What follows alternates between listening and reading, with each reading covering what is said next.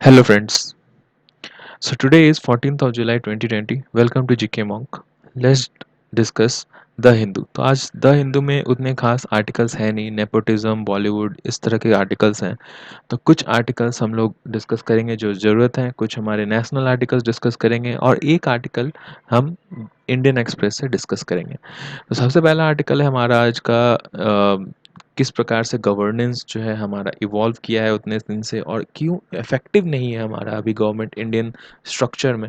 तो उसके बारे में काफ़ी अच्छा एक आर्टिकल आया है। पहले प्लानिंग कमीशन के वो मेंबर थे और उन्होंने ये आर्टिकल लिखा है, तो उसको हम डिस्कस करेंगे। फर्स्ट आर्टिकल वो है। सेकंड आर्टिकल है कि किस प्रकार से दिल्ली मतलब इंडिया इंडिया ब्रिटेन के साथ अभी फेवरेबल कंडीशंस बना सकता है, क्योंकि ब्रिटेन ब्रेग्जिट के टाइम पे हट चुका है। हम लोग ने कल एक डिस्कस किया था आर्टिकल जो कि ईयू से हमारे संपर्क और इंटरनेशनल रिलेशनशिप के बारे में था, लेकिन अब ईयू से ब्रेग्जिट के बाद ब्रिटेन हट चुका है। तो ब्रिटेन के साथ क्या रिलेशनशिप आगे मेंटेन करने चाहिए, उसके ऊपर ये आर्टिकल है। काफ़ी बढ़िया आर्टिकल है, ठीक ठाक है।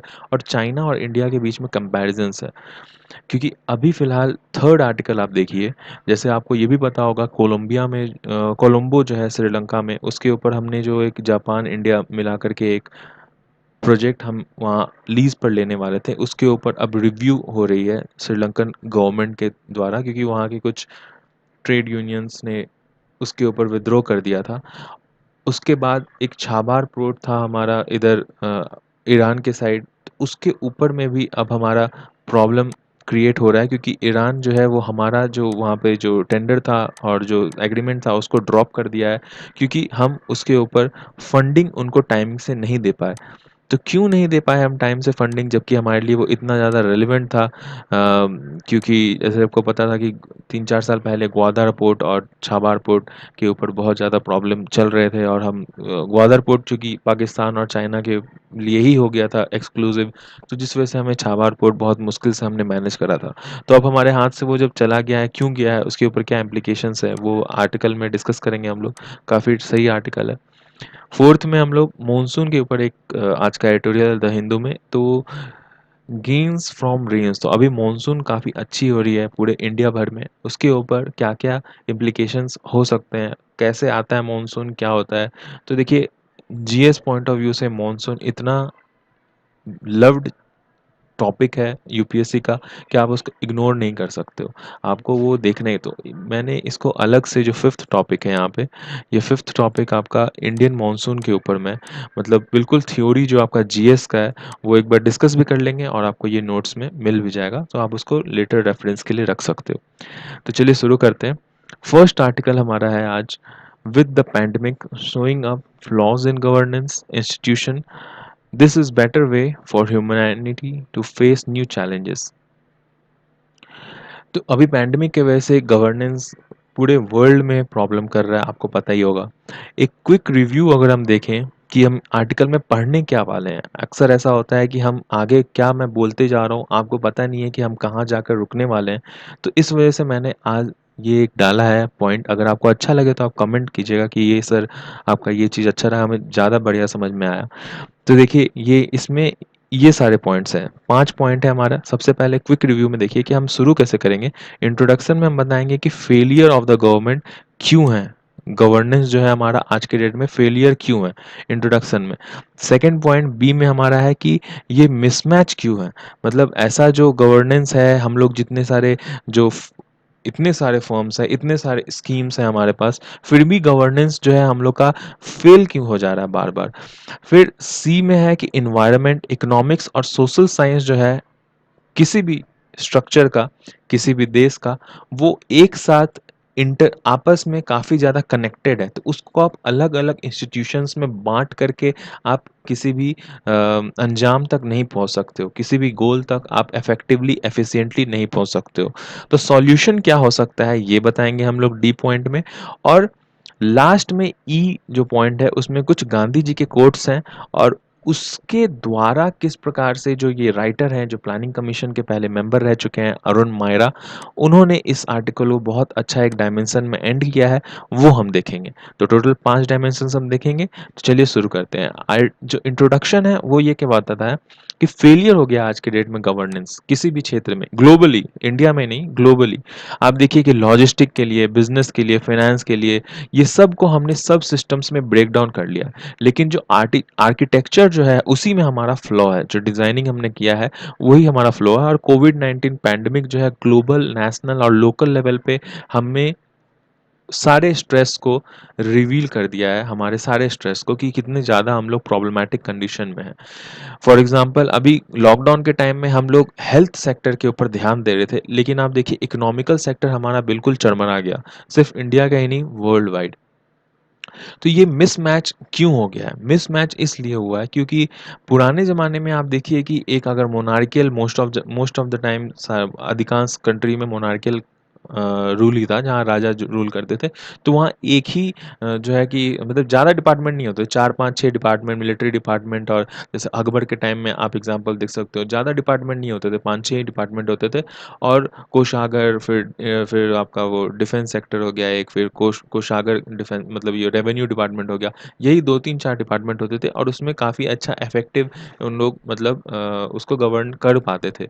लेकिन आज के डेट में हर एक इंस्टीट्यूशन को हम लोग ग्लोबली, नेशनली, हम लोग अलग अलग इंस्टीट्यूशन में बांट दिए हैं। और वो जैसे यूएन, यूनाइटेड नेशंस ही आप देखिए कि वो डब्ल्यू है, यूनाइटेड नेशंस है, वो ग्लोबल लेवल पे प्रिंसिपल्स बना के रखे हैं। और डब्ल्यू है, तो ये ग्लोबल लेवल पे प्रिंसिपल्स बना के रखे हैं, और उन सब को प्रिंसिपल्स को एक मशीन की तरह वो डिज़ाइन किया हुआ है एफिशिएंटली वर्क करने के लिए अलग अलग सेक्टर्स में। लेकिन वो ये भूल गए हैं कि अंत में उनको काम करना है ऑर्गेनिक सिस्टम के अंदर। मान लीजिए कोई अगर पैंडेमिक के लिए डब्ल्यूएचओ ने अगर कुछ रूल्स बनाए हैं, तो वो ऑर्गेनिक वायरसेस जो जो कि लिविंग पदार्थ हैं, उनके साथ वो काम करेंगे। और वो किसके अंदर वो घुल रहा है? वो लिविंग बीइंग्स और ह्यूमन सोसाइटी के अंदर, जैसे लाइव स्टॉक्स के अंदर घुल रहा है, या फिर ह्यूमंस के साथ घूम रहा है, जो कि दिन प्रतिदिन इवॉल्व कर रहे हैं। और दिन प्रतिदिन हमारा जो इन्वायरमेंट के अंदर जो इंक्रोचमेंट है वो बढ़ता जा रहा है, मतलब हम लोग इन्वायरमेंट के अंदर और घुसते जा रहे हैं। जैसे कुछ दिन पहले ने भी हमने एक आर्टिकल में डिस्कस किया था कि किस प्रकार से हम लोग जो कोल माइनिंग और डिफॉरेस्टेशन जो हम लोग करते जा रहे हैं, तो हम लोग और ज़्यादा एक्सपोज होते जा रहे हैं इन्वायरमेंट के उस क्षेत्र में, जो भी हमारे लिए हार्मफुल जो वायरस या बैक्टीरियाज हो सकते हैं, उसके लिए, उसके प्रति हम लोग बहुत ज़्यादा एक्सपोज होते जा रहे हैं उनके पास। तो ये सारा कुछ ग्लोबली, और हर एक ग्लोब में आप देखिए ट्रॉपिकल है आपका, फिर पोलर रीजन है, हर एक ग्लोब में हर एक जगह पे अलग अलग क्राइटेरियाज हैं। तो globally one one size fit all आप नहीं लेकर के चल सकते हो, क्योंकि हर कुछ जो है वो इंटरकनेक्टेड है, जिस वजह से इंटरकनेक्टेड इश्यूज भी क्रिएट होते हैं उन सब सारे से।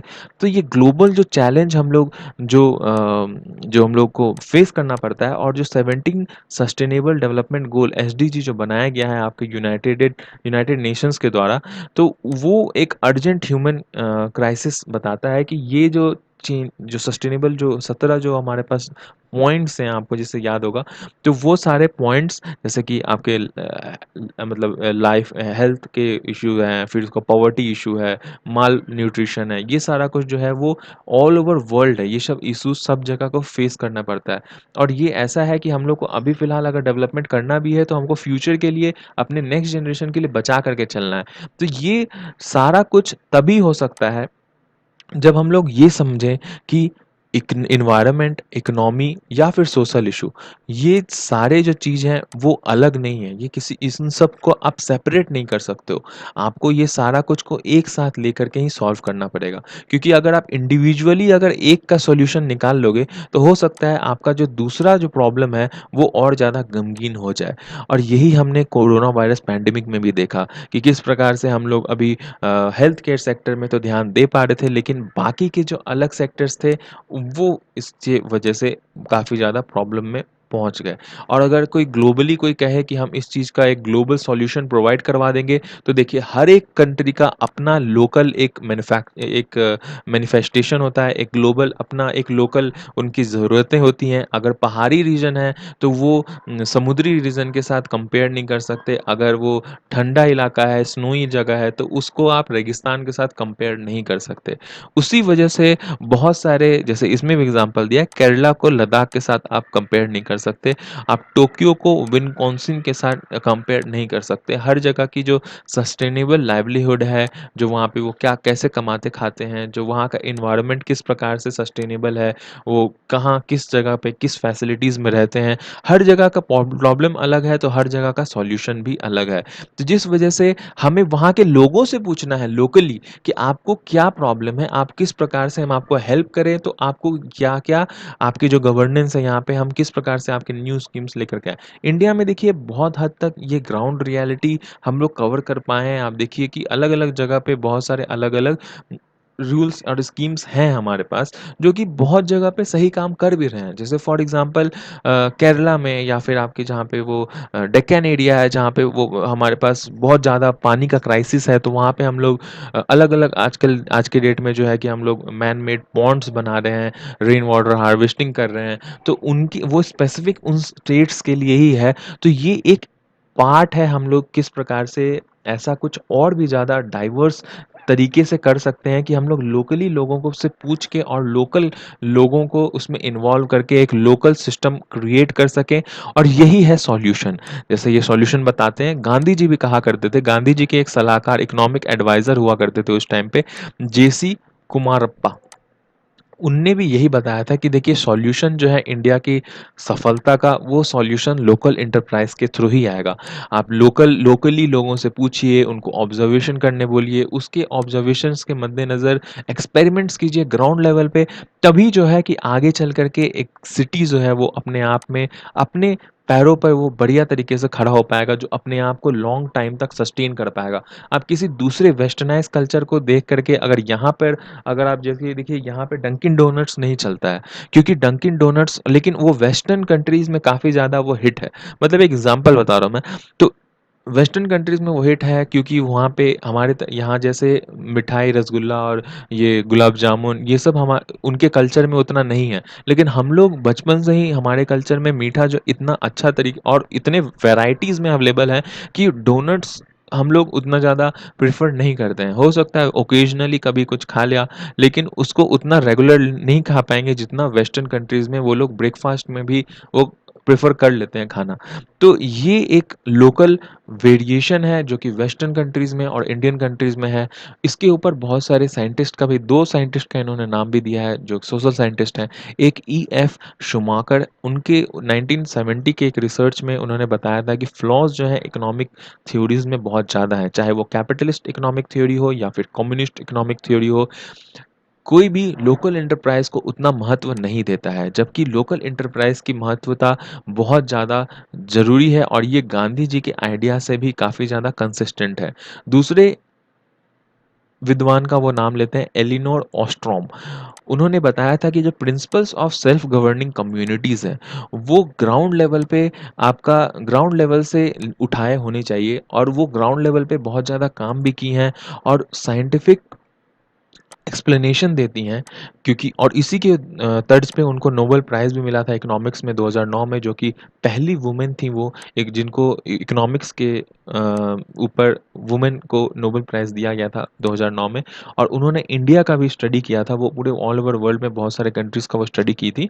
उसमें उन्होंने इंडिया का भी स्टडी किया था, और उन्होंने ये बताया था कि देखिए इंडिया के अंदर में भी जो है ये काफ़ी ज़्यादा जो प्रॉब्लम है वो आपका ग्राउंड लेवल पे ही सॉल्व हो सकता है, और ग्राउंड लेवल के लोगों को आप अगर इन्वॉल्व करोगे, तभी ये सारा कुछ जो गवर्नेंस का जो सिस्टम है या फिर आप बेटर वेलफेयर जो स्कीम्स हैं उनको आप चला पाओगे। तो इंडिया में ऐसा हो क्यों नहीं रहा है? तो ये कहती हैं बाद में ये आगे एग्जांपल देते हैं कि एक एंथ्रोपोलॉजिस्ट हैं, इंडियन एंथ्रोपोलॉजिस्ट, उन्होंने शोध किया था आपके आईएएस ऑफिसर्स के ऊपर। तो वो ऐसा देखती हैं कि 2 आईएएस ऑफिसर, एक जो पहले अपने आप से खुद से मिल-जुल कर और भी ज़्यादा अपने कलीग से ज़्यादा वो और ज़्यादा मतलब खुद से इन्वॉल्व होकर अपनी इच्छा शक्ति से अगर वो काम करते हैं, तो उन्होंने देखा कि जो पब्लिक हेल्थ केयर और सेल्फ हेल्प ग्रुप अगर वो इन्वॉल्व होके इन मूवमेंट को, जैसे कि आंध्र प्रदेश में सबसे पहले शुरू हुआ था, तो वो खुद से अपने आप से लोकल, जैसे कि आपको पता है कि सेल्फ हेल्प ग्रुप में लोकल ग्रुप्स होते हैं जो कि लग करके अपने गाँव या फिर अपने क्षेत्र के लिए वो काम करते हैं। तो वो वहीं के लोग हैं और वो अपने लिए ही काम कर रहे हैं, तो वो ऑब्वियस है वो काफ़ी अच्छा एफिशिएंट काम कर पाएँगे, क्योंकि उनको वहाँ के प्रॉब्लम्स का और वहाँ के सॉल्यूशन जो गवर्नमेंट के थ्रू आ रहा है, तो उसको किस प्रकार से वो डिवाइस करके अपने तरीके से वो उनको मैनिपुलेट करके वो काम कर सकते हैं, वो उनको ज़्यादा अच्छा पता है। सिवाय उसके कि कोई दिल्ली से कोई अगर बाबू आता है, वो वहाँ पे अगर काम करे गवर्नमेंट का, तो वो उनसे ज़्यादा बेटर वहाँ पे एक सॉल्यूशन दे सकते हैं। तो इस वजह से वो देखें कि वो डिलीवर कर मतलब अपने आप को, जो वहाँ के जो आईएएस लोग जो थे, जो कि उन सेल्फ हेल्प ग्रुप के साथ बैठ के काम कर रहे थे, वो अपने आप में एक डिलीवरर ऑफ गुड गवर्नमेंट वो अपने आप को देख पाए। गवर्नमेंट जनता को बोल रहे हैं वो, कि किस प्रकार से जनता अपने आप को गवर्नमेंट समझ करके वहाँ पे काम की और काफ़ी अच्छा वहाँ पे डिलीवरी दे पाई, जो सेंट्रल की गवर्नमेंट या स्टेट की गवर्नमेंट है वो भी। तो एक दूसरे से काफ़ी ज़्यादा सिम्बायोसिस रिलेशनशिप में वो लोग काम कर पाए। दूसरा, एक और दूसरा ग्रुप ऑफ आईएएस ऑफिसर्स का वो एग्जांपल है, जिसमें अंदर स्वच्छ भारत प्रोग्राम के अंतर्गत वो लोग जो काम किए थे, तो उसके अंदर आईएएस ऑफिसर्स जो है वो सरकार की एक प्रिंसिपल है, मतलब एक स्कीम आ गया है, उसमें कुछ पॉइंट्स हैं, वो आपको जाके इम्प्लीमेंट करना है गाँव में। तो उसके अंदर वो गवर्नेंस इनेबल करवा रहे थे। तो वो मतलब वो उसके अंदर वो गवर्नमेंट गवर्नमेंट का सारा कुछ जो है कि वो इनेबल करवा रहे थे। वो अकाउंट में पैसे जा रहे थे उनके, और वो अपना जो है टॉयलेट बनवा रहे थे, ये सारा कुछ। उसमें वो गवर्नेंस इम्प्लीमेंट नहीं करवा रहे थे। सॉरी, मैं पहले वाले में गवर्नमेंट बोल दिया, सेकंड वाले में एक्चुअली होगा गवर्नेंस का। तो ये former, whereas the former जो है कि वो इनेबल करवा रहे थे गवर्नेंस का, और सेकंड वाले में जो है जिसमें वो स्वच्छ भारत का वो काम करवाए थे, उसमें वो गुड गवर्नमेंट का नीति दिखा रहे थे कि गवर्नमेंट है कि अपने जनता का ख्याल रख रही है, और वो उनको पैसे दे रही है, और उसके वजह से वो अपना जो आगे है अपना लिविंग कंडीशन सुधार रहे हैं। लेकिन गवर्नेंस क्या होता है? गवर्नेंस होता है by the people for the people, ये वाला सीन होता है। लेकिन वो चीज़ सीन तभी हो पाया जब सेल्फ हेल्प ग्रुप अपने आप के लिए वो कम्युनिटी बेस्ड कल्चर में वो काम कर पाए, पब्लिक हेल्थ सिस्टम को सुधार पाए। नेक्स्ट एग्जांपल वो देते हैं डिस्ट्रिक्ट कलेक्टर्स का। वो कहते हैं कि जब आज़ादी हुआ था, तो आज़ादी के टाइम पे ऐसा देखा गया कि जो कलेक्टर हैं, उनका जैसे नाम ही था, वो उस समय रेवेन्यू कलेक्शन करते थे और मेंटेन करते थे लॉ एंड ऑर्डर को। लेकिन जैसे ही वो हमारा आज़ादी हो गया, तो हम लोग सोशलिज्म के ऊपर गए, तो हम लोग वेलफेयर कल्चर हमारे अंदर आ गया, तो हम लोग बहुत ज़्यादा जो है, हम लोग की गवर्नमेंट वेलफेयरिज्म के ऊपर ज़्यादा ध्यान देने लग गई। तो जिस वजह से बहुत सारे स्कीम्स जो थे हमारे गवर्नमेंट के, वो स्कीम्स मल्टीप्लाई होके आपके सेंट्रल गवर्नमेंट और स्टेट गवर्नमेंट बहुत ज़्यादा बढ़ गए, और ये सारा जो भार है वो आपके आईएएस ऑफिसर्स के ऊपर आ गया। एक मीटिंग हुआ था शिमला के अंदर 2013 में, जिसमें पूछा गया था किस प्रकार से हम लोग और बेटर बेटर तरीके से, मतलब एफिशिएंट तरीके से हम लोग अपने गवर्नमेंट स्कीम्स को जनता के पास उतार सकते हैं। तो उसमें ऐसा एक आईएएस ऑफिसर ने प्रेजेंटेशन दिया था, उसने कहा था कि करीब-करीब 300 से ज़्यादा स्कीम्स हैं हमारे पास, जो कि ऑपरेट करते हैं हम लोग डिस्ट्रिक्ट के अंदर, और सिटीज़न को खुद ही नहीं पता होता है कि उनके लिए कौन-सा स्कीम है, और वो किस प्रकार से उसके ऊपर उसके उनके थ्रू एंटाइटल रह सकते हैं या फिर उनका फ़ायदा उठा सकते हैं। तो जब सिटीज़न को खुद ही नहीं पता है, तो वो माँग ही नहीं करते हैं कि मेरे को ये स्कीम चाहिए भाई। तो जब वो माँग नहीं कर पा रहे हैं आप सिटीज़न को, तब देखिए जिसके लिए आप बनाए हो, वो खुद उस चीज़ का फ़ायदा नहीं उठा पा रहा है, वो उस चीज़ को माँग नहीं पा रहा है। तो लोकल जो हम लोग पूरे आर्टिकल में डिस्कस कर रहे हैं कि आपको लोकल इन्वॉल्वमेंट चाहिए, तो इन्वॉल्वमेंट कहाँ से आएगा? नहीं आएगा। लोकल आदमी को आप तभी तो उसमें आप इन्वॉल्व कर पाओगे ना, कि वो अपना प्रॉब्लम बता पाएगा या फिर वो उस चीज़ को यूज़ कर पाएगा, जब आप उसको उसके बारे में उसको पता होगा। 300 से ज़्यादा स्कीम है, और इतने लोग हमारे यहाँ पे अनपढ़ हैं, या फिर वो उतने, अगर डिग्री भी है तो आपको पता ही है कितने ज़्यादा वो लोग इंटेलिजेंट रहते हैं। बहुत नॉमिनल यहाँ पे हमारे पास नॉलेज है लोगों के पास। तो इस प्रकार से अगर इसमें भी, इस वाले कल्चर में भी अगर हमारे पास ऐसे अगर सिस्टम्स हैं, तो इस वजह से गवर्नेंस जो है उतना स्ट्रॉन्ग उभर कर नहीं आता है। और नेक्स्ट एग्जांपल वो ये भी कहते हैं कि इंडिया के बहुत सारे स्टेट ऐसे हैं, जैसे फॉर एग्जांपल केरला, जो कि पैंडेमिक से बहुत अच्छा निपट पाए हैं। वर्ल्ड में भी वियतनाम, ताइवान, ये सारे कंट्रीज काफ़ी अच्छा वो निकल कर के आए हैं। तो हाइपोथेसिस लास्ट में यही निकालते हैं कि जो भी गवर्नमेंट अपने लोकल गवर्नेंस के ऊपर स्ट्रांगली बिलीव करती है और उसके ऊपर काम करती है, वही उभर करके बाहर सामने अच्छे तरीके से आती है। और रिसर्चर, सोशल पॉलिटिकल साइंटिस्ट, इन सबको इस चीज़ के ऊपर ध्यान देना चाहिए कि अपने गवर्नमेंट में किस प्रकार से पीपल को government of the people, by the people and for the people वाला नियम लागू कर सकें। सिवाय इसके जो आजकल फिलहाल हम लोग देखते हैं कि government of the people, by the government, for the political party in power जो आजकल चलता है। तो ये चीज़ नहीं चलना चाहिए, और जो प्रिवेलेंट थ्योरी है हमारा ऊपर वाला, ये government for the people by the people वाला, वो चीज़ चलना चाहिए। और तभी जो है ह्यूमैनिटी का और ह्यूमैनिटेरियन का जो चैलेंजेस है वो हम लोग फेस कर पाएंगे इस 21st सेंचुरी में। तो काफ़ी लंबा हो गया। नेक्स्ट आर्टिकल देखते हैं हम लोग। Delhi should set itself political challenge eight decisive turn. तो आपको जैसे पता है कि कुछ दिन पहले एक वहाँ पे ब्रिटेन में एक रिपोर्ट लिखा हुआ था जिसके अंदर कहा गया था कि किस प्रकार से चाइनीज़ जो कम्युनिस्ट पार्टी है वो लोग अपने आप को कहीं न कहीं अभी तक ब्रिटिश के द्वारा जो उनके ऊपर जो सेंचुरी ऑफ ह्यूमिलिएशन हुआ था उनका, सेंचुरी ऑफ ह्यूमिलिएशन मतलब वो लोग एक सेंचुरी तक जो है ओपियम वॉर और ये सब सारा कुछ जो उनके साथ जो ब्रिटिश की थी, और उसके बाद वो हांगकांग भी जो सेपरेशन हुआ था उस टाइम पे, तो ये पूरा जो उनका जो कल्चर चला था उस समय, तो वो अभी तक वो लोग चीज़ भूल नहीं पाए हैं चाइनीज़, और ब्रिटिश के साथ वो कहीं न कहीं वो चीज़ को अपना अंदर वो ले करके चलते हैं। और जिस वजह से जो अभी कुछ दिन पहले एक आर्टिकल में वो लोग छापे थे लंदन में, जो कि लीक किया गया था, प्रेस इन लंदन वो किया गया था, उसमें वो कहते हैं कि extent in which China and its global companies like Huawei have penetrated British once mighty institutions. आजकल फिलहाल क्या हो गया है, from the Lords to senior bureaucrats. अब हम लोग अपना जो पहले हम लोग लॉर्ड्स हुआ करते थे, लेकिन अब हम लोग सीनियर ब्यूरोक्रेट, मिनिस्टर्स या फिर मीडिया पर्सन या फिर कोई बिजनेस टाइकून तक रह गए हैं, जो कि जो भी हो, जिस भी सेक्टर में हो, हम लोग चाइनीज़ को मतलब यूज़फुल बताते जा रहे हैं, और उनको जो इंटरेस्ट है वो लोग अपने हमारे सोसाइटी के अंदर उसको और भी ज़्यादा उसको अपना श्रेय देते जा रहे हैं। और इसके बीच बैकग्राउंड में क्या हो रहा है, चाइना चाइना हमारा फ़ायदा उठा रहा है, हमारे इकोनॉमी के अंदर और भी ज़्यादा घुसते जा रहा है, और हम लोग जो है वो दिन प्रतिदिन और नीचे डिग्रेड होते जा रहे हैं, अपना स्टेटस लूज़ करते जा रहे हैं। तो इस वजह से जो अब फिलहाल कहा जा रहा है, डेविड कैमरून जो है वो ऐसा कहते हैं कि London and Beijing announced a golden era in bilateral relationship. पहले वो ऐसा मतलब अभी कुछ दिन पहले डेविड कैमरून ने ऐसा अनाउंस किया था।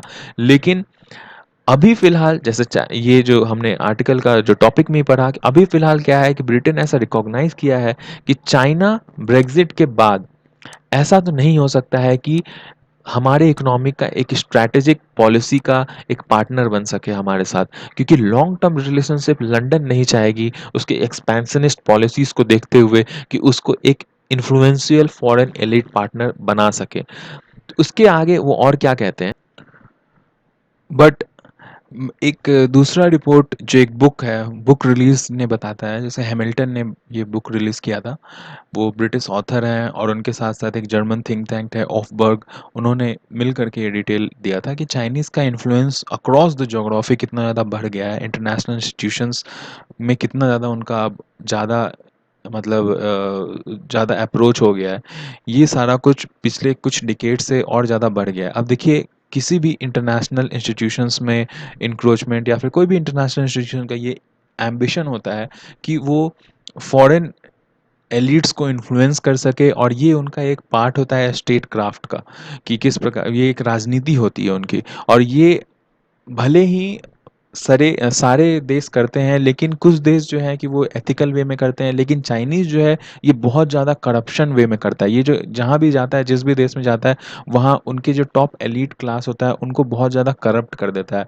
ऐसा देखा गया है टारगेटेड नेशंस के, अफ्रीका में देखा गया है, श्रीलंका में देखा गया। आप देखिए कि ये बहुत इतना आसान नहीं होता किसी भी देश को कि पूरे जो मतलब एक पोर्ट को आपके 99 ईयर्स के लिए लीज पे ले लेना किसी दूसरे कंट्री के तरफ से। जैसे कि हम्बन, आपको पता ही है कि हम्बन जो पोर्ट है वो चाइनीज़ ने 99 ईयर्स के लिए लीज पे ले लिया। जिम्बाब्वे का एक बहुत बड़ा एरिया कोलोनाइज कर चुका है, अब चाइना उसको बहुत दिन तक वो लीज पे ले चुका है। तो ये सारा कुछ जो है वो ऐसे ही बिना किसी फॉर मतलब लीडर के करप्ट हुए ये सारा कुछ एक्सेप्ट मतलब हो नहीं सकता है। तो ये चाइना जो है वो करप्शन इतना ज़्यादा मतलब खेलता है, और ये हमको पहले ही पता है, ब्रिटिश और यूएसए ये लोग सबको पहले ही पता है कि जो लेनिन जो थे कम्युनिस्ट थे आपके रशियन रिवॉल्यूशन में।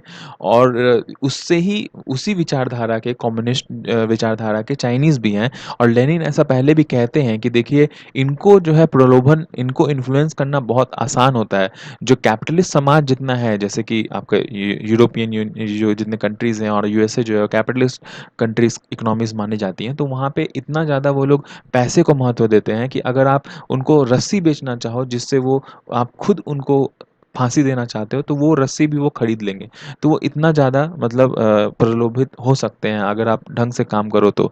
और इस चीज़ को बहुत ही अच्छे तरीके से साबित किया है साई जिनपिंग ने, कि कितने अच्छे तरीके से उन्होंने जो हुवाई जो वहाँ पे है, जो 5G अभी लगाएगा, वो हुवाई को थोड़ा कम रेट में, जैसे आपको पता है कि वर्ल्ड में 3 कंपनीज़ अभी 5G इम्प्लीमेंट करवाने के लिए सक्षम है। हुवाई, एरिक्सन और नोकिया। तो एरिक्सन और नोकिया आपका यूरोपियन, यूएसए ऐसे कंट्रीज़ की हैं, और हुवाई जो है वो चाइनीज़ है। और सबको पता है कि अगर जो 5G अगर इम्प्लीमेंटेशन करवा देता है, तो चाइनीज़ कंपनी या फिर जो भी कंपनी जो इम्प्लीमेंट करवाता है, वो उसको उस देश में सर्विलेंस अगर वो चाहे तो बिल्कुल एक-एक ज़र्रे-ज़र्रे का वो इनक मतलब वो स्पाई कर सकता है उस देश के अंदर में। तो इसके ऊपर यूरोपियन यूनियन और जितने भी जो कंट्रीज़ हैं, वो उस चीज़ को, ये चीज़ ध्यान उनको, मतलब ये चीज़ पता है लेकिन फिर भी इस चीज़ पे उनको वो ध्यान नहीं दे रहे हैं कि जो चाइनीज़ जो एंटी इम्पीरियलिस्टिक आइडियोलॉजी है, वो इस चीज़ के लिए आगे चल के उनके लिए काफ़ी ज़्यादा घातक साबित हो सका है। और उसको कैसे इम्प्लीमेंट किया है आज के डेट में, इंडिया क्या सीख सकता है इससे? तो इंडिया को ये चीज़ देखना चाहिए कि चाइनीज़ जो है वो कभी भी अपना जो इम्पीरियलिस्टिक आइडियोलॉजी है, जो उसका कम्युनिस्ट आइडियोलॉजी है, उसको अपने नेशनल इंटरेस्ट के साथ कभी भी मिक्स अप नहीं होने दिया। जैसे कि हमने अभी बैन चाइनीज़ कर दिया है ना हमने, और फिर पाकिस्तान से हम लोग बातचीत नहीं कर रहे हैं क्योंकि वो टेररिस्ट करता है। लेकिन आप देखिए, चाइना और जापान के बीच में बहुत ज़्यादा डिफरेंसेस है। जापान जो है वो चाइना के अंदर मंचूरिया में वॉर करके बहुत लोगों को मार दिया था। रशिया के साथ उसके साथ बहुत सारा प्रॉब्लम्स था पास्ट में। यूएसए के साथ उसका प्रॉब्लम है।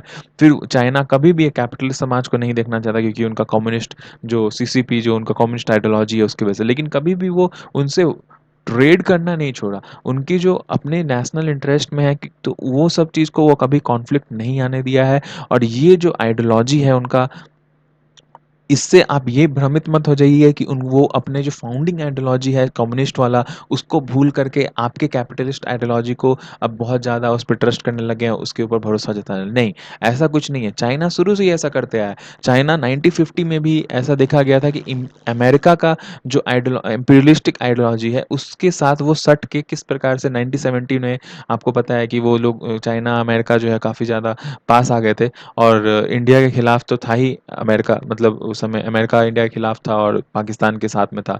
तो उस टाइम पे भी चाइना उनके साथ सट के आया। तो ऐसा नहीं कि वो कम्युनिस्ट और डेमोक्रेटिक हो गए, नहीं, ऐसा नहीं हुआ। लेकिन वो उस अमेरिका को लिवरेज को यूज़ किए डब्ल्यूटीओ के अंदर आने के लिए, और भी वर्ल्ड वाइड जो यूरोपियन कंट्रीज है उसके साथ और करीब जाने के लिए, और आज के डेट में अमेरिका को ही आंख दिखा रहे हैं। दूसरा एक तरीका उन्होंने क्या अपनाया था चाइनीज़ ने पास्ट में, कि इंस्टेड ऑफ उन सबको, वेस्ट के जितने कंट्रीज थे आपके, 5 एंग्लोस्फेयर कहा जाता है वो कंट्रीज, जैसे यूएसए, यूके, कनाडा, ऑस्ट्रेलिया और न्यूजीलैंड। ये 5 एंग्लोस्फेयर एक कंट्री था जो कि अलायंस था इनका। इनको ये ब्रेक करने में सफल हो चुका है। जैसे फॉर एग्जांपल अभी 5G के लिए जो यूके यूएसए से हट करके और चाइनीज की तरफ चला गया है हुवाई, जो उनसे वो खरीद रहा है।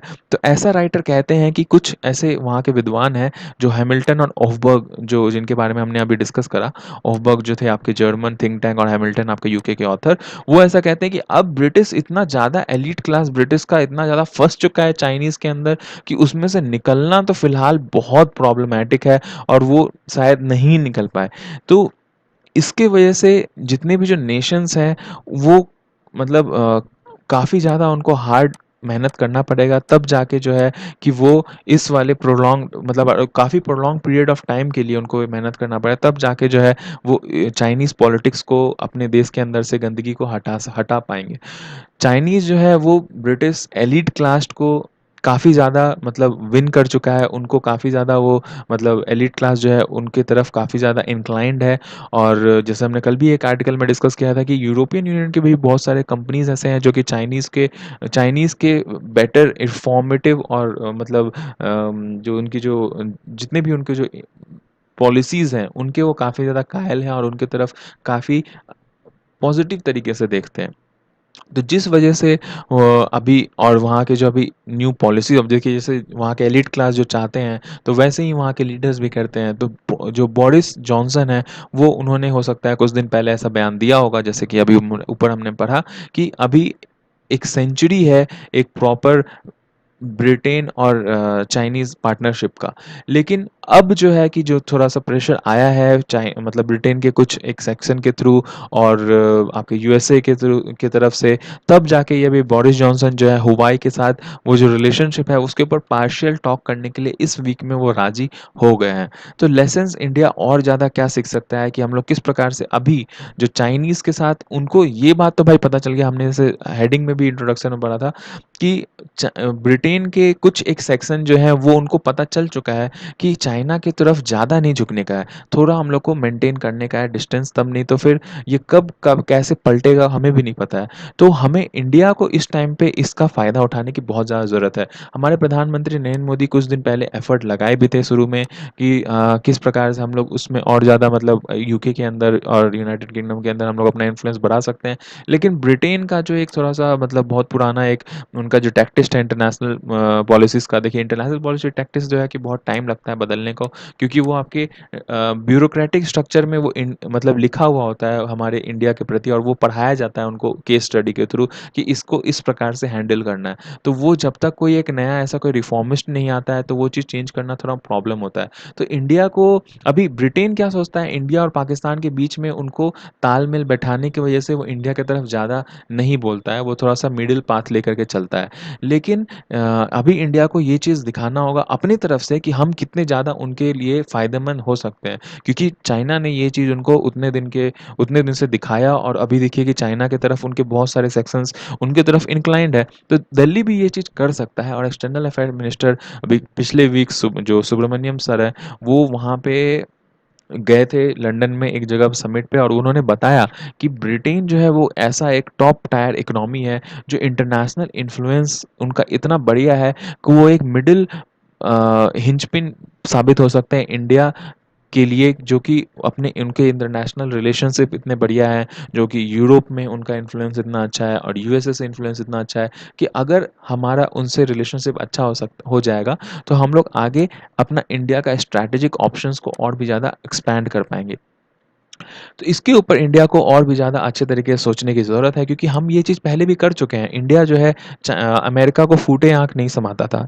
मतलब लेकिन पहले अभी देखिए कि पिछले 2 दशक से हम मतलब 1 दशक बोल सकते हैं ज़्यादातर कि वॉशिंगटन के 4 पिछले जो राष्ट्रपति हैं, प्रेसिडेंट हैं, वो इंडिया के साथ स्ट्रैटेजिक रिलेशनशिप रखने के लिए कितना ज़्यादा वो लोग मतलब हमारे तरफ अच्छे तरीके से मतलब अच्छे नज़र से देखते हैं। तो ये जो नीड है इंडिया को वो सिमिलर एफर्ट लंदन के साथ भी लेकर के आगे चलने की ज़रूरत है फ़िलहाल।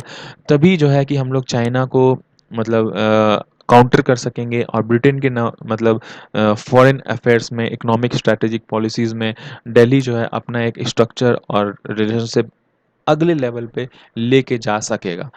तो ये था हमारा ये आर्टिकल। सेकंड अब थर्ड आर्टिकल है कि ईरान ने अभी छाबार पोर्ट में एक नया रेल प्रोजेक्ट जो हमने टेंडर किया था, एग्रीमेंट किया था, उसको हम उसमें फंडिंग नहीं दे पाए, जिस वजह से उसको हम हमें उसने ड्रॉप कर दिया है। तो ये सबसे पहले हम लोग देख लेते हैं कि ये चीज़ है कहाँ पे, ये छाबार पोर्ट और इसका क्या रेलेवेंस है। तो ये कुछ साल पहले हमने ये चीज़ को 25 मतलब अभी चाइना ने फाइनलाइज़ कर दिया है हमारे उस डील के बजाय चाइना ने फाइनलाइज़ कर दिया 25 years of partnership with around dollar 400 billion का एक स्ट्रैटेजिक पार्टनरशिप डील साइन किया है ईरान के साथ, जो कि अगले 25 इयर्स में ये अनफोल्ड होगा। तो इतना बड़ा जो डील अभी साइन हुआ है तो इनको अब कोई मतलब ईरान ने ये डिक्लेयर कर दिया कि अब हमें इंडिया के साथ फंड की ज़रूरत नहीं है क्योंकि वैसे भी वो बहुत लेट कर रहे थे फंड देने में। तो आप देखिए कितना बड़ा स्ट्रैटेजिक इसका इम्पोर्टेंस था। पहले हम लोग यहाँ से हमारा चूँकि यहाँ पे पीओके आपको पता होगा कि पीओके हम लोग यूज़ नहीं कर सकते हैं क्योंकि बिकॉज़ ऑफ सर्टेन रीज़न्स ये ऑक्यूपाइड है आपका पाकिस्तान के थ्रू। तो हम लोग ये रूट लेकर के और अफ़गानिस्तान जाया करते थे पहले, और यहीं से हमारा जो है वो हम लोग ईस्टर आपका वेस्टर्न कंट्रीज़ भी हमारा लैंड रूट के थ्रू जाते थे। लेकिन कुछ साल पहले ऐसा हुआ कि हम लोग को ये पोर्ट यूज़ करने से डिनाई कर दिया गया। तो हम लोग अब गुजरात से जो है छाबाड़, ईरान से हम लोग बात करके और छाबाड़ पोर्ट के थ्रू हम लोग अब मिडल ईस्ट मतलब ये यूरोपियन कंट्रीज़ में और सेंट्रल एशिया में घुसा करते थे। लेकिन जो आप समझ सकते हो कितना बड़ा इम्पोर्टेंस, तो इंडिया जो है इसमें बहुत सारा फंड भी दिया इसको, पोर्ट को डेवलप करने में, और ग्वादर के जस्ट बगल में हम लोग इस चीज़ को डेवलप कर पाए। लेकिन अब जब ये चीज़ ख़त्म हो जाता है, जैसे इसके बाद हम लोग ने ये किया था कि यहाँ पे डेवलप करेंगे हम लोग छाबाड़ पोर्ट को, और यहाँ से रेलवे लिंक के थ्रू हम लोग अफगानिस्तान के अंदर काबुल तक पहुँच पाएंगे। और ये चीज़, यही रेलवे लाइन जो है वो बन रहा था, और यही रेलवे लाइन के ऊपर जो है अब हम लोग को ड्रॉप कर दिया गया, और चाइना अब इस रेलवे लाइन को बनाएगा। तो ऐसा फ्यूचर में है पॉसिबिलिटी कि अब हम लोग के ऊपर सैंक्शंस लगा दें और हम लोग उसको यूज़ ना कर पाएँ। इसके साथ-साथ सिर्फ यही नहीं, इसके साथ-साथ ये भी है कि आईआरसीओएन जो हमारा इंडियन इंस्टीट्यूट है, जो रेलवे का संस्था है आपका, जो रेलवे रेलवे बनाता है ईरान के अंदर में।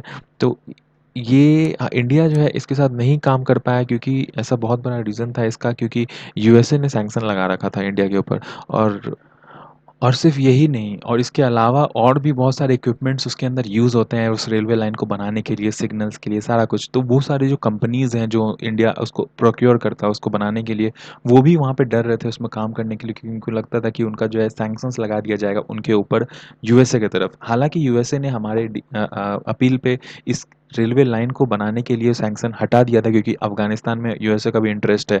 तो ये अफ़गानिस्तान के ऊपर जा रहा था, और ये ट्राइलैटरल डील था इंडिया, अफ़गानिस्तान और ईरान के बीच में। तो लेकिन यही सब चक्कर में इंडिया अभी तक कुछ बना नहीं पाया, और फिर ईरान ने ऐसा मतलब फ़ैसला लिया कि अब वो चीज़ को चाइना के थ्रू वो चीज़ बनाएगा। चाइना सिर्फ़ यही चीज़ नहीं फाइनलाइज़ किया, इसके अलावा 25 ईयर का जो स्ट्रैटेजिक पार्टनरशिप जो हमने वहाँ पे ऊपर में सीट्स में हम लोग जो डिस्कस किए थे, 25 साल का स्ट्रैटेजिक पार्टनरशिप जो $400 बिलियन का उन्होंने जो साइन किया है, उसके अंदर क्या है कि वो ये भी है कि बहुत सारा छाबाड़ में ऐसा, मतलब ऐसा पता चला है कि छाबाड़ जो पोर्ट जो हमने डेवलप करा था वहाँ पे, उसके ऊपर भी वो ड्यूटी फ्री ज़ोन में वो वहाँ से अपना ऑयल रिफाइनरीज़ और ये सब सारा कुछ वो वहाँ से निकाल के लेके जाएगा। उसके बाद एक लीक वर्ज़न 18 पेज का है, वो ये भी बताता है कि आगे चल कर के इंफ्रास्ट्रक्चर और भी सारा कुछ वहाँ पे जो वो है चाइना वहाँ पे इम्प्लीमेंट करवाएगा, और फिर अपग्रेडेशन में मतलब और भी बहुत सारा ट्रांसपोर्ट फैसिलिटी, और फिर पोर्ट्स को और भी ज़्यादा एडवांस करना, अपग्रेड करना, फिर रिफाइनरीज़ और अदर इंस्टॉलेशन, ये सब सारा कुछ जो है ईरान में, वो ईरान ने उसको चाइना को कमिट किया है। तो लेकिन हालाँकि ये चीज़ से ईरान के ऑफ़िशियल्स डिनाई करते हैं कि ऐसा कुछ नहीं है, लीज़ नहीं दिया गया है चाइना को, और इंडिया को जो चीज़ है, इंडिया का जो पोर्ट में जो रोल है, वो इंडिया को वैसा ही मिलेगा जैसा इंडिया को प्रॉमिस किया गया था। लेकिन इसके अलावा भी एक और प्रॉब्लम है कि बंदर-ए-ज़स्क जो कि 350 किलोमीटर अवे है छाबाड़ पोर्ट से, उसको भी ड्यूटी फ्री ज़ोन जो है वो चाइना को देने का इन्होंने वादा किया है, जो कि बंदर-ए-ज़क्स इस जगह पे आप देखिए, ये इस जगह पे बंदर-ए-ज़स्क है, और यहाँ पे हमारा साबार पोर्ट है, तो वो इसको देने का उनको प्रॉब्लम है, मतलब बात है चाइना को, और ये ऐसा स्ट्रैटेजिक लोकेशन पे है कि ये इस जगह पे अगर यहाँ से, जैसे यहाँ पे काफ़ी ज़्यादा हॉर्न ऑफ अफ्रीका है, तो ये इस जगह पे काफ़ी कम जगह बचा है, और यहाँ पे हो सकता है आगे चल कर के अगर यहाँ पे चाइनीज़ ऑक्यूपेंसी रहेगी, तो ये आपका ईईज़ेड लोकेशन में आ जाएगा, और हो सकता है यहाँ से आगे चल के जो भी लोग जा रहा है, आ रहा है, तो उसको प्रॉब्लम क्रिएट कर सके चाइना। और ये आपको पता ही है कितना ज़्यादा बिज़ी रूट है, क्योंकि हम लोग यहीं से आपका जो यूरोपियन कंट्रीज़ में जाने का, आने का, ये सारा कुछ आपका यहीं इसी रूट से जाता है, और ये यहाँ पे उसको ये एक नया जो है कि वो पोर्ट उसको डेवलप करने को मिल जाएगा। तो ये इस आर्टिकल में 2 पॉइंट के ऊपर हमने डिस्कस करा। तो अभी के लिए इतना ही है, और नेक्स्ट जो है मॉनसून के ऊपर होलिस्टिक जो है आज के आर्टिकल को लेकर के, ये gain from rain, monsoon performance, ये चीज़, और इसके मॉनसून क्या होता है, इंडियन इंडियन में मॉनसून कैसे आता है, और किस प्रकार से जो है कि और भी जो इन्फ्लुएंस कुछ-कुछ जो ट्रॉपिकल आईटीसीज़ेड क्या होता है, फिर आपका एल नीनो, ला नीनो, ये सब क्या होता है, ये सब के ऊपर जो है एक हम लोग एक्स्ट्रा वीडियो बनाएँगे। इसमें मैं स्पीड में बताऊँगा, आपको इतना कुछ हो सकता है कनेक्ट ना कर पाओ। तो एक 10 मिनट का वीडियो होगा, इसके बाद आएगा, आप देखिएगा। Thank you for now, have a nice day.